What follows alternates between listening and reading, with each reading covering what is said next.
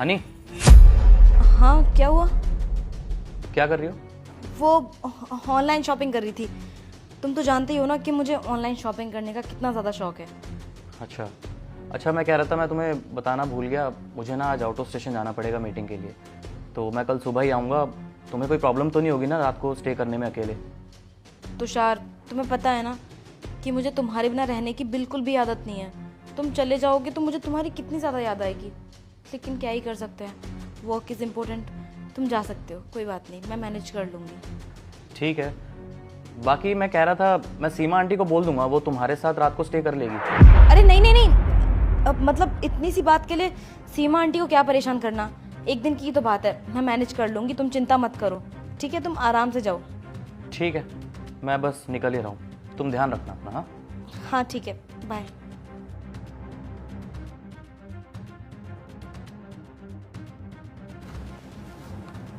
Hello baby, तुम्हें पता है मेरा पति ना बाहर चला गया है पूरे एक दिन के लिए। अब वो कल सुबह तक ही वापस आएगा। घर में कोई भी नहीं है। तुम एक काम करो ना, तुम घर में आ जाओ। और वैसे भी काफ़ी टाइम हो गया हम दोनों ने साथ में टाइम स्पेंड नहीं किया है, तो इसी बहाने टाइम स्पेंड भी हो जाएगा। ठीक है ठीक है, जल्दी आना, बाय। वैसे बेबी, तुम्हारा पति कहाँ गया है? वो मेरे पति के ना बॉस का कॉल आ गया था और अर्जेंटली ना जाना पड़ा। अब घर में कोई नहीं था, इसीलिए तो मैंने तुम्हें यहाँ बुलाया है।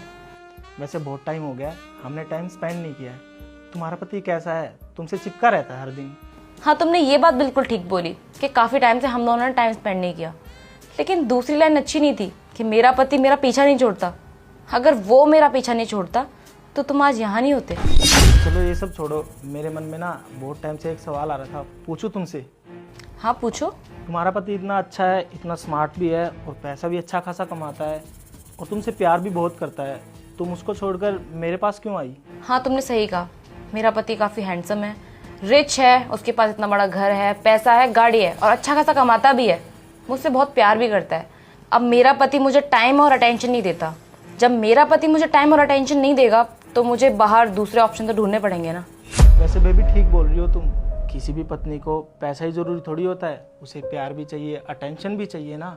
अगर उसका पति उसे प्यार नहीं देगा, अटेंशन नहीं देगा, तो किसी बाहर वाले को तो करना पड़ेगा ना ये सब। वैसे एक बात बताओ, तुम अपने पति को छोड़ क्यों नहीं देती? सही कहा तुमने। वैसे अपने पति को तो मैं भी छोड़ना चाहती हूँ, लेकिन इतनी आसानी से नहीं। मैं उसे छोड़ूंगी तो बदले में मेरा भी तो कुछ फायदा होना चाहिए ना। मैं अपने पति से किसी भी छोटे मोटे रीजन पर लड़ाई करूंगी और उस लड़ाई को इतना ज़्यादा बढ़ा दूंगी कि बात डिवोर्स तक चली जाए। उसके बाद कोर्ट में मैं अपने पति से एलिमनी मांगूंगी। तुम तो जानते ही हो कि इस टाइम पे एलिमनी का कितना ज़्यादा ट्रेंड चल रहा है। बदले में उससे उसकी 50% प्रॉपर्टी मांगूंगी। मेरे पति के पास इतना सारा पैसा है कि 50% में तो काफ़ी कुछ आ जाएगा मेरे पास।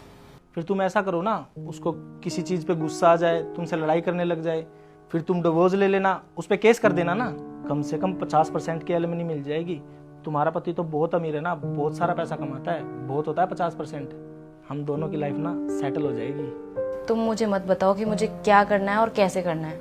ये मेरा काम है, मैं खुद कर लूँगी। और हाँ, अब मैं ऐसे मौका पाकर तुम्हें इस तरीके से अपने घर बुला सकती हूँ, तो वैसे ही मैं दूसरा मौका पाकर अपने पति से डिवोर्स भी ले सकती हूँ। देख लेना तुम, एक दिन अपने पति को डिवोर्स दे दूंगी, वो भी उसकी 50% प्रॉपर्टी अपने नाम करवा के। अच्छा बेबी, बहुत बातें हो गई, अब जिस काम के लिए मैं आया हूँ वो काम कर लेते हैं। हाँ जी आंटी, तो आपने अपनी बेटी की सारी बकवास सुन ली ना, जो ये अपने बॉयफ्रेंड के साथ मिलकर उससे एलिमनी हड़पने का प्लान बना रही है। लेकिन अफसोस, ये प्लान उसका सक्सेसफुल तो हो नहीं पाएगा, क्योंकि अब मैं इसे डाइवोर्स दूंगा और इसे फूटी कौड़ी तक नहीं मिलेगी, क्योंकि सारी रिकॉर्डिंग जो जो इसने अपने बॉयफ्रेंड के साथ की है मैंने अपने फोन में कर ली है और आपको भी सुना दी है। तो आंटी जी, आपकी बेटी आपके घर भेज रहा हूं। फिलहाल अभी खुद के घर से इसको धक्के मार के बाहर निकालना है मुझे। तुषार, ये तुम क्या बोल रहे हो? डिवोर्स, एलिमनी, मुझे कुछ समझ नहीं आ रहा। तुषार, क्या बोले जा रहे हो तुम? और कितना झूठ बोलोगी? हाँ, क्यों कर रही हो ये ड्रामे? ये सब ड्रामे करने का ना कोई फायदा नहीं है हनी। और वैसे भी सीमा आंटी ने मुझे सब कुछ पहले ही बता दिया था तुम्हारे बारे में, और जो मुझे देखना था, सुनना था, वो सुन चुका हूं। और हाँ, अपने फोन में रिकॉर्डिंग भी कर ली है मैंने।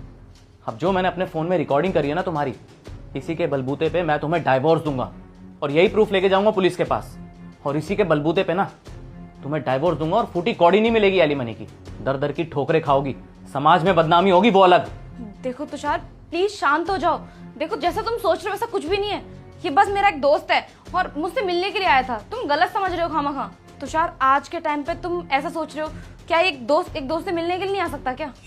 लड़की हो ना, सोच रही हो कि जो बोलूंगी जो कहूंगी वो सब कुछ सच सच होगा, है ना? लेकिन तुम शायद भूल रही हो, समाज में ना इन जैसी औरतें भी होती हैं जो हमेशा सच्चाई का साथ देती हैं। तो थैंक गॉड की सीमा आंटी है।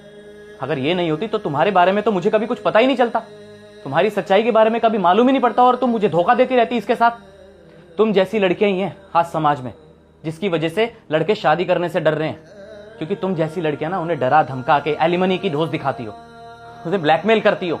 अरे उन बेचारों की जिंदगी बर्बाद हो जाती है, और हमारा कानून भी उन्हीं की सुनता है। हबला बन के सब कुछ लूट के चली जाती है। लेकिन तुम शायद भूल रही हो कि इन जैसी औरतें भी होती हैं। अगर सीमा आंटी नहीं होती ना तो शायद तुम्हारी सच्चाई कभी सामने नहीं आती। और ये मत भूलो कि मेरे पास रिकॉर्डिंग है। जो भी तुमने अपने इस आशिक के साथ बात करी है ना, वो सब रिकॉर्ड कर लिया है मैंने। अब देखना, पुलिस तुम्हें छोड़ेगी नहीं, और एलिमनी तो बहुत दूर की बात है, तुम्हें फूटी कौड़ी नहीं दूंगा मैं, समझी? और हाँ, डाइवोर्स के दौरान अगर तुमने या तुम्हारे खानदान ने जरा सी भी होशियारी करने की कोशिश की तो याद रखना, मेरे पास प्रूफ है। पूरे खानदान को ना जेल की चक्की पिसवाऊंगा मैं। और हीरो, तू क्या सोच रहा है? तू बच जाएगा? तुझे भी नहीं छोड़ने वाला मैं। और हाँ, तेरे बारे में ना पूरी डिटेल निकलवा ली है मैंने कि तू कहाँ रहता है, किसके साथ रहता है, क्या काम करता है, क्या नहीं करता है, और तेरी करतूतें भी सब कुछ पता है मुझे। जहां जहां तेरे चक्कर चल रहे हैं ना, सब जानता हूं मैं। इससे पहले कि तेरे ऊपर 2-3 केस और फाइल कर दूं, चुपचाप अपनी शक्ल लेके निकल जाए यहाँ से। चल निकल। और तो तेरा आशिक तो गया जिसके साथ तूने एलिमनी हड़पने का प्लान बनाया था और उन्हीं पैसों से अयाशी करने का प्लान बनाया था। पर अफसोस, तुम्हारा प्लान तो कैंसिल हो गया। अब खड़ी खड़ी शक्ल क्या देख रही हो? निकलो यहां से। साहब, ऐसे कैसे चली जाएंगी मेम साहब? अभी तो मैंने इनसे हिसाब बराबर करना है। इन्होंने मुझे ये 1000 रुपए दिए थे अपना सच छुपाने के लिए, कि इनका सच मैं आपके सामने कभी ना बताऊं। अब इन्होंने मुझे रिश्वत दी है तो मैं बिक थोड़ा ना जाऊंगी, क्योंकि मैं इनकी तरह तो हूं नहीं। मेम साहब, सब आपकी तरह बिकाऊ नहीं होते हैं। अरे मैंने इस घर का नमक खाया है। साहब इतने अच्छे हैं, वो किसी को भी कुछ प्रॉब्लम नहीं होने देते हैं। और आप इतनी गंदी है कि आप साहब के साथ गद्दारी कर रही हैं, वो भी एक ऐसे आदमी के लिए जिसकी ना शक्ल है ना अकल है। अरे क्या कमी रह गई थी मेरे साहब के प्यार में? मैं मानती हूं मेम साहब कि मैं इस घर की नौकरानी हूं। आज आप जैसी औरत के ऊपर इतना गुस्सा आ रहा है कि आपने ऐसे देवता जैसे पति के साथ गद्दारी करी। अरे साहब, क्या मैं बोलती हूँ कि आप मेरे साहब को छोड़ के निकलिए यहाँ से। आप इस घर में रहने के लायक नहीं है। अरे मेरे साहब ने आपको किस चीज की कमी छोड़ी थी? इतना बड़ा बंगला, गाड़ी, सब कुछ तो दे रखा था। निकलिए मेम साहब,